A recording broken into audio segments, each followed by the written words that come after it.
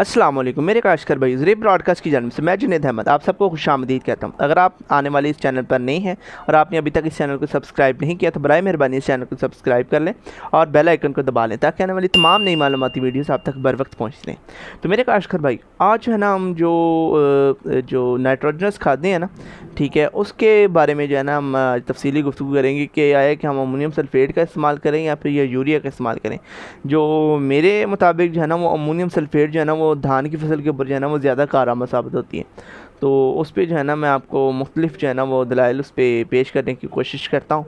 तो जो ammonium sulphate है ना, गो के उसके अंदर जो है ना वो नाइट्रोजन की मिकदार तो कम होती है, ठीक है, तकरीबन 21% नाइट्रोजन होती है, बट उसके साथ जो है ना वो 24% सल्फ़र भी होती है।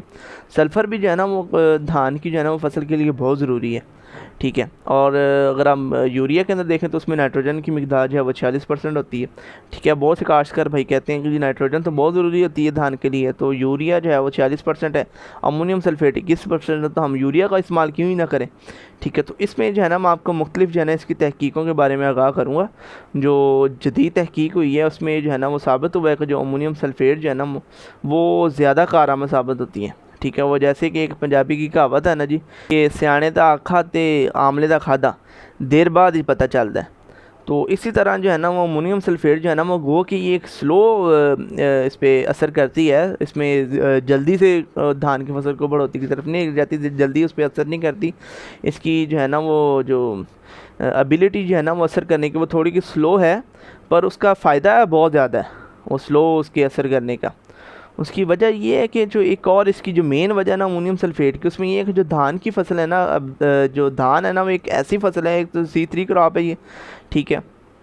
तो इस स्पेसिफिक धान की एक खसूसियत जो है ना, ये जो अमोनियम सल्फेट जो है ना, अमोनियम के ना ये डायरेक्ट इसकी नाइट्रोजन को अब्जॉर्ब कर लेते हैं। ये पहले इसको नाइट्रेट में नहीं लेके जाता, ये इसको इसी हालत में ही पौधे को जो है ना वो ये पौधा इसको ले लेता है ज़मीन के अंदर।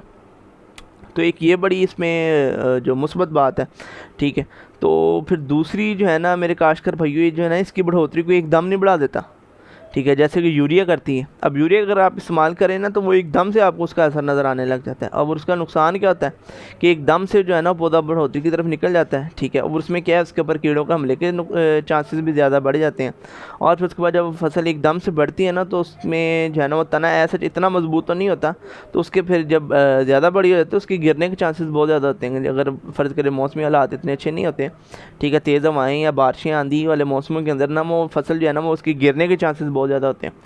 तो इसी वजह से जो है ना मैं तो इस बात को रिकमेंड करूँगा तो आप जो है ना अमोनियम सल्फेट का इस्तेमाल करें। तो एक और जो है ना तहकीक जो है ना, अब अमोनियम सल्फेट है थोड़ी सी महंगी खाद है, ठीक है। अगर आप इसका जो है ना इसकी 3 से 4 बोरियों का अगर आप इसका फ़ी अगर इस्तेमाल कर लेना, यानी कि अगर आप उसमें जो है ना उसकी 25 दिन में या फिर पहले जो है उसकी 25 दिन, फिर दूसरी जो है वह 40, फिर उसके बाद 65 दिन, ठीक है, फिर उसके बाद 90 दिन का जो आप इस्तेमाल करें ना, ठीक है, ये फिर गोब की हालत में जब उसका इस्तेमाल करें आप, तो ये जो है ना ये बड़ी कारआमद साबित होती है इसके अंदर ना राइस की जो है ना बेहतर पैदावार के लिए, ठीक है। तो अगर आप कुछ लगता है कि इसमें इसकी कीमत ज़्यादा है तो उसकी कीमत को मुतनासिब करने के लिए जो है ना वो आप तकरीबन 2 से ढाई बोरी अमोनियम सल्फेट का ही इस्तेमाल करें। तो इसके साथ साथ आप 1 या आधी बोरी जो है ना वो आप यूरिया का भी इस्तेमाल कर सकते हैं।